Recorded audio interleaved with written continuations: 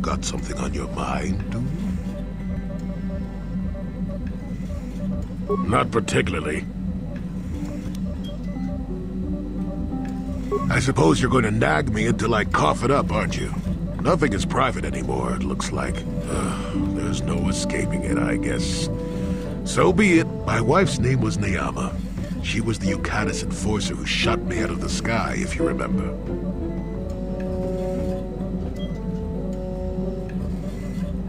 My wife had plenty to do with the war. Upon meeting her, I knew right away that she was strong in the Force. That's why she was able to shoot me down. Neyama was a marvel of a woman. Fiery, determined, smart. She dragged me to the capital and foiled 3 of my attempts to escape prison. Oh, and that body. Well, yes, that. Needless to say, I eventually won her over. That was after I kidnapped her upon being broken out of the Yukatis prison, mind you. But, that's another story entirely. At any rate, I wanted to train her in the Jedi way. The Council refused my request, naturally. I was still a Padawan at the time. I was an experienced Padawan, surely, but not yet ready to be a full Jedi, and certainly not ready to train another, especially not one so old as my wife.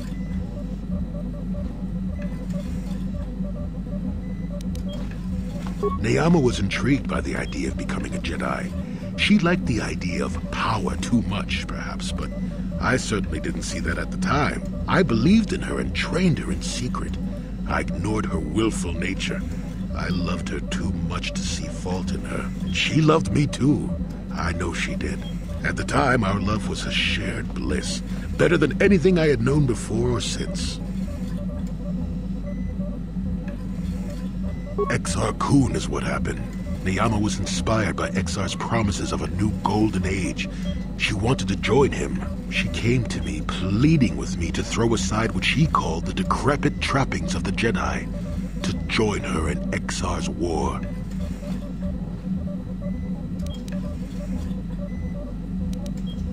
I hadn't thought so, not right then.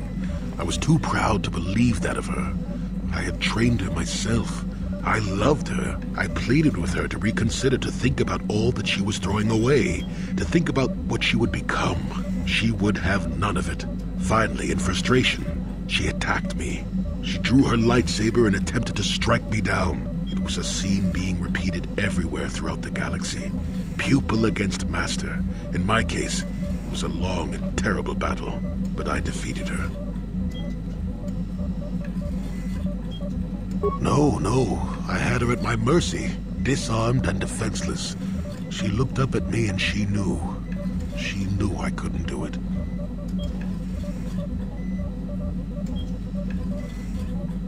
But I should have.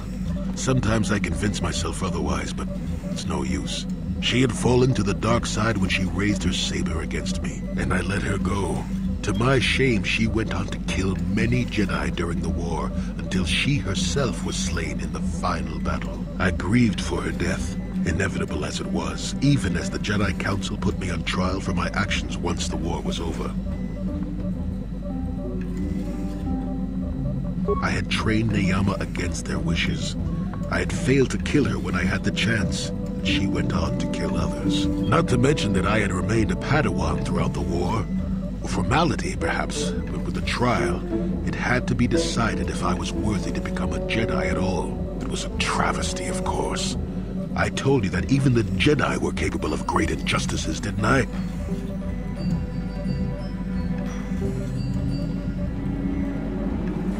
Not at all. They found me innocent, even though I deserved every punishment and more.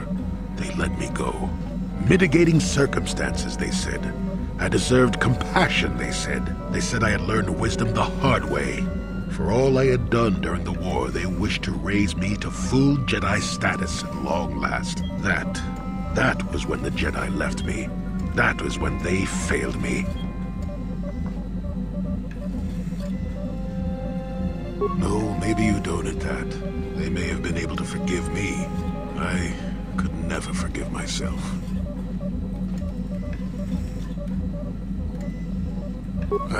Yes, I do, I suppose. Does that surprise you? It It is all so long ago, lost in the winds, I suppose. Nobody cares what an old man believes anymore, do they? Let's continue on with the task at hand. I would prefer to think of the present today.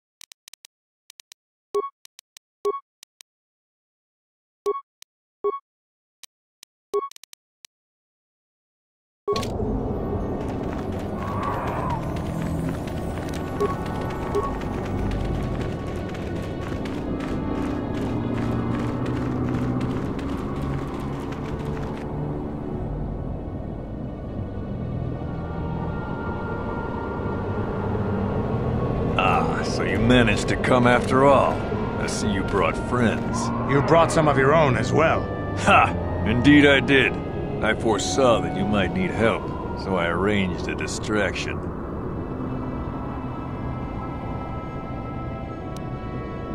I do not need to hear your excuses, Jedi. I know why he brought you. Enough of this talk, Joggy. Let's do what we came here to do. Yes, but children who can... What? You don't know what you're talking about, Jedi. This is a matter of honor. I cannot stand by this insult. I must do this. In the battle above the world of Althir, he ordered us to attack the enemy flank, promising us support. But when he saw better prospects for his own glory, he abandoned us and left us to die surrounded by enemies. If I had not attacked when I did, the battle would not have been won so easily. It would still have been won. You sent your own men to die there, Canderous. I cannot forgive you for what you did to us. You will pay. That's not the way it happened. The Althiri were fighting hard. I saw a break in their defenses that left their center exposed. I had to take the chance. If I had not done what I did, many more warriors would have died and the battle would have taken much longer. I stand by my decision. You coward. You glory hunter. You were given direct orders and were part of a plan. You had a responsibility to us. I can regret their loss, but it was necessary.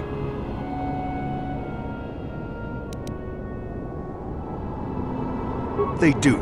I know that. But he did not have to abandon us. He should have stayed with the plan.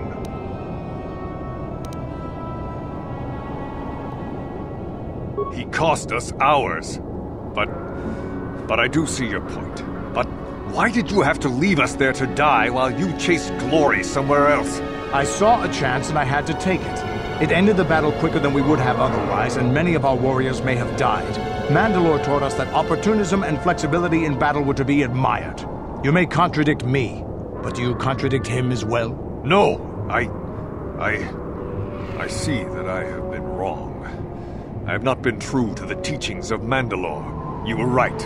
I was wrong to question your honor, but I must now cleanse mine with my life.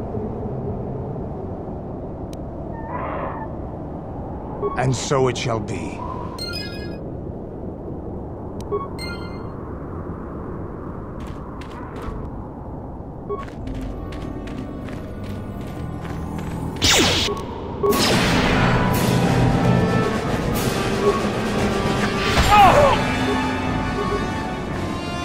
That'll kill you.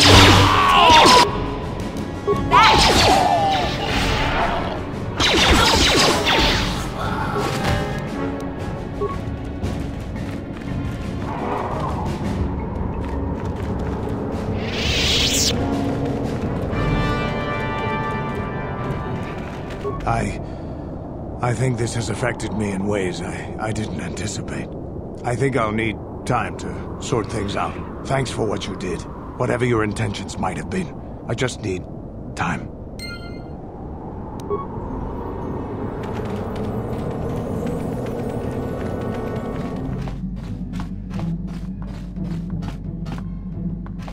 Yeah, what do you want?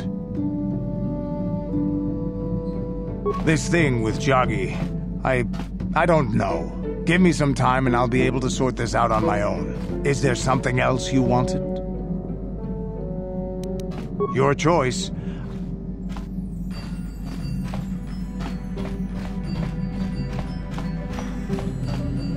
Got something on your mind? Oh, that was not until many years later, to tell the truth. I spent quite some time wandering the galaxy. Why wouldn't they? I had refused my promotion to Jedi. I was a Padawan who had left the Order, nothing more. I traveled from one civilized system to the next, never staying long. I don't even think I knew what I was searching for. It wasn't as if my travels were pleasant either. There were plenty of folks who distrusted the Jedi after the war, or worse. If people weren't treating me with suspicion, they were looking at me with greed. I don't know how many thought they could make use of me for their own ends. I got so sick of the treachery and deceit. I left the civilized parts of the galaxy and headed instead for the uncivilized parts. Actually, I was on my way somewhere else when I crash-landed on Kashyyyk. The ship I was using was a rust bucket.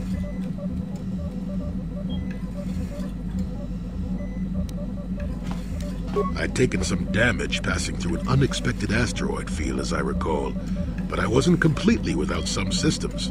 I could still guide her a bit when I crashed. It wasn't what I would call the smoothest landing, especially considering I ended up smack at the depths of the Shadowlands. But I lived.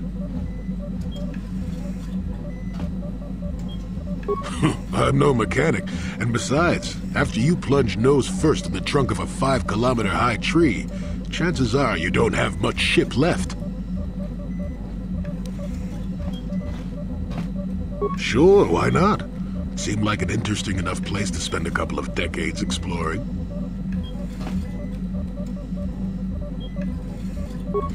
That was a challenge at first. You've seen the kind of creatures that exist down there, and you miss the really big ones. I was still able to rely on the Force to keep me safe for the most part. The rest of the trick is keeping out of the way of most of the predators. No, that's true. Still, most of the creatures grew accustomed to me, and I to them. At least none of them ever heard of a Jedi. Oh, they did at first, oh yes. I can't say I was overly pleased to encounter a group of indigenous giant carpets either, I can assure you of that. No. I was the intruder in their land, after all. They got to trust me well enough after a couple of decades of my aid. When I could, I would assist a few young ones who would get lost in the Shadowlands or attacked unexpectedly by the wildlife. I must say, for a while there, the Wookiees actually thought I was some kind of benevolent forest god. Amusing, really. I set them straight eventually. At first, when the slavers took to hunting down lone Wookiees in the fringes of the Shadowlands, I did my best to divert them. Later, when Shundar made his deal, I didn't see any point. I wasn't here to save them from their own sad follies, after all.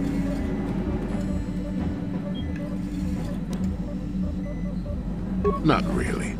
Kashyyyk is a place you can feel very small in. It felt good to devote my time to helping people and living simply. What can I say? I did it all for the Wookiees. The Wookiees? Well, okay, maybe I needed some time on a quiet and remote planet, but if you ever need a friend, an incredibly strong hairball isn't a bad call. I suppose I am, in a way, despite the smell. For a race of gardeners, they've developed quite interestingly. You remember the alien computer, correct? Kashyyyk was meant to be an agricultural planet. The Wookiees were made for a reason, or at least that's what I'm thinking. But I'm an old man who's had a long time to develop that opinion, so don't argue with me. At any rate, we should be moving along, don't you think? If you sat around this long in the Shadowlands, attack would eat you.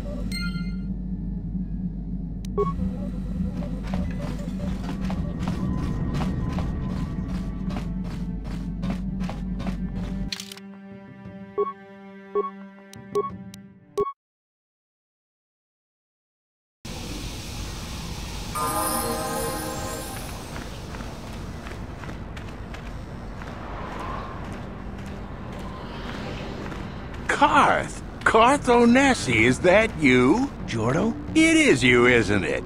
I knew it when I laid eyes on you. You old space dog. How've you been? I thought for sure you'd be fighting on some ship out there. I was. I crashed. That's pretty rich.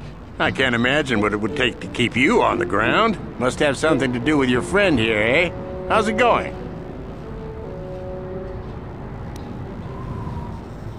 Sure am. We joined the militia together back on Telos. That was a lot of years ago, of course. So what are you doing here, Jordo? Last time I saw you was on, well, Telos, actually. Yeah, it's a shame about home. Telos still hasn't recovered. The family and I moved on, and I'm working for Zerka now. I didn't see you after... what I mean is, my condolences on your wife. I heard what happened. At least your boy made it through all right. My boy? You mean Dustle? Yes, of course.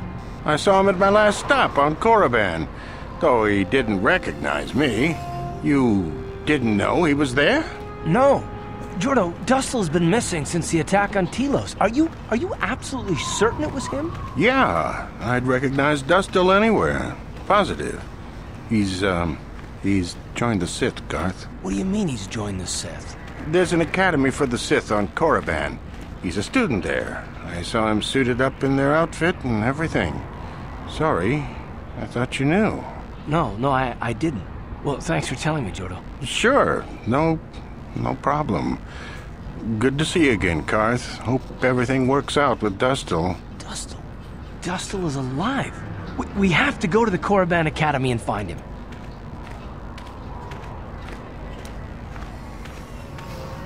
Thank you. I just have to see him. I have to know what happened to him. All this time I thought he was... he must be a man by now. What do you need? Talk about what? The only thing I want to do right now is find Dustle. If he's alive, there's just nothing else I want to think about. I'll understand if we can't look for him right now, but if we could, it would be a huge load off my mind.